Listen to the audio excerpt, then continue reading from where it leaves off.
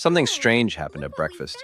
When one small sock fell to the floor, the tiny robot's whole world seemed to end, right there on the kitchen floor. The narrator froze, blinked twice, and looked directly at the camera, utterly confused. It was only a sock, and yet it felt like the end of the entire morning. A question formed, quiet and honest. Why does something this small cause something this big? Небольшая пауза. Here is the real question.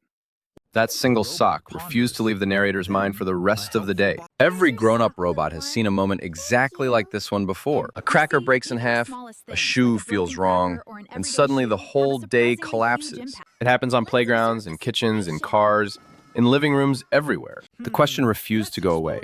What is actually happening inside that small round head? The very same morning, a shoe went on the wrong foot, and the tears returned. By lunchtime, a plate looked slightly wrong, and the whole table fell silent. By evening, the narrator had lost count of how many small storms had passed through. Every single one looked different on the surface, yet somehow felt exactly the same underneath. Небольшая пауза. Part 2. What everyone thinks. One robot said the tiny robot simply wanted attention, and nothing more than that. The narrator listened politely, arms folded, taking in every word offered. Attention-seeking, they called it. A simple explanation for a very loud problem. Another robot insisted it was pure drama, a small performance meant for an audience. A third voice blamed the parents entirely, insisting better rules would fix everything. Drama, they said. Strings being pulled for effect, for sympathy, for control. The narrator tilted its head, listening politely, though something did not sit right, because attention did not explain the shaking hands or the flushed little face. Bad parenting sounded simple, convenient, and completely wrong once looked at closely. An elderly robot chimed in with an old saying about discipline and firm boundaries. One by one, the theories were offered, confident, tidy, and strangely unsatisfying. The narrator shook its head slowly. Something deeper had to be going on here. Maybe the real answer was hiding somewhere nobody had actually looked yet. The tiny robot sat quietly now, worn out, as if a storm had passed. One honest question remained, simple and stubborn. What was really happening inside? The narrator decided to look past the easy answers and dig a little deeper. Somewhere between biology and bedtime, an actual answer seemed to be waiting. A fourth robot blamed too much screen time, insisting screens were rotting small minds. A fifth robot simply shrugged and said, "Toddlers were toddlers," and left it there. None of the explanations mentioned the one thing sitting quietly inside every small skull. Grown-up robots forget how enormous a single day can feel to a very small one. Pausa. Part 3. What is actually going on? Picture a volume knob for emotions. Now imagine that knob was never actually installed. Toddler brains are doing something extraordinary, feeling everything at absolute full volume. Deep inside every small skull, two very different brain regions are hard at work. One region sounds the alarm, another region is supposed to help turn it off. The amygdala is the brain's alarm system, and in toddlers, it works perfectly well. It fires instantly, fully, and without hesitation, exactly the way alarms are built to. The trouble is not the alarm. The trouble is what is supposed to answer it. The prefrontal cortex handles calm thinking, and in toddlers, it is barely under construction. This part of the brain will not finish developing for another 20 years. So when the alarm rings, there is no fully built system ready to answer it. It is an alarm ringing loudly in a room with absolutely no off switch installed. Suddenly, the sock on the kitchen floor made a strange kind of sense. It is strange to imagine feeling everything fully, with nothing built yet to soften it. Research suggests toddlers feel emotions at the same intensity adults do. The difference is not the size of the feeling, it is the missing set of tools. A cracker breaks cleanly in half, and for one small robot, the world tilts sideways. That cracker was supposed to stay whole.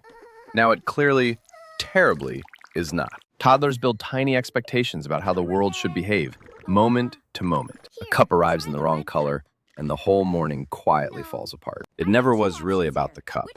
It was about a broken promise of order. Toddlers crave predictability in a world that rarely holds still long enough. A toy gets taken away for nap time, and suddenly it feels like a small robbery. There was no warning, no negotiation, just a toy that was there and then was not. From a small robot's view, that kind of sudden change can feel enormous. It takes real trust to hand over control in a world one barely understands yet. A single sock seam presses wrong, and suddenly nothing about the day feels safe. For a small nervous system, even fabric texture can feel unexpectedly overwhelming. Adults call it trivial.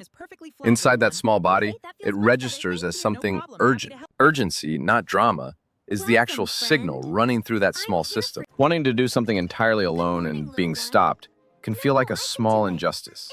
Independence matters enormously to a system just beginning to test its own control. Being told no mid-climb can feel like an entire plan collapsing instantly. Underneath every meltdown, tiny gears are turning far faster than they can manage. This is not a performance staged for an audience.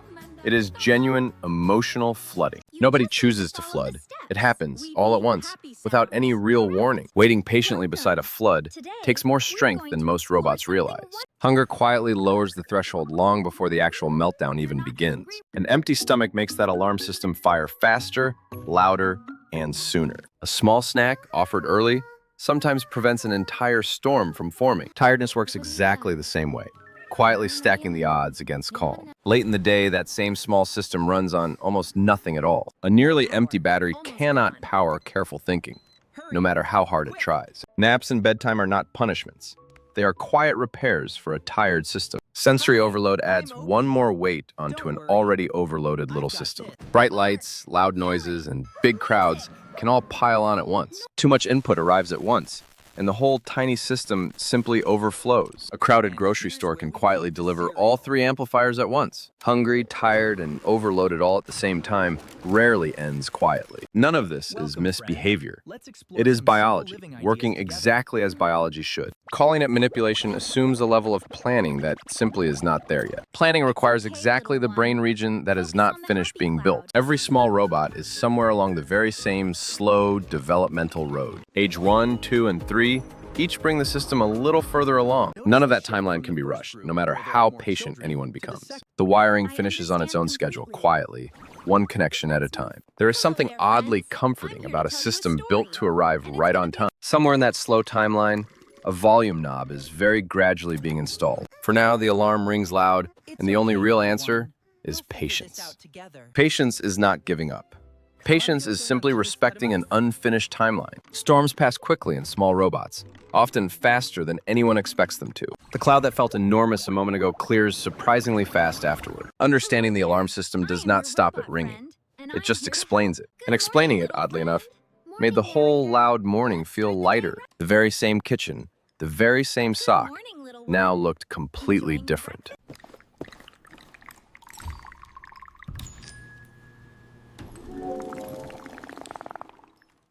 Part 4.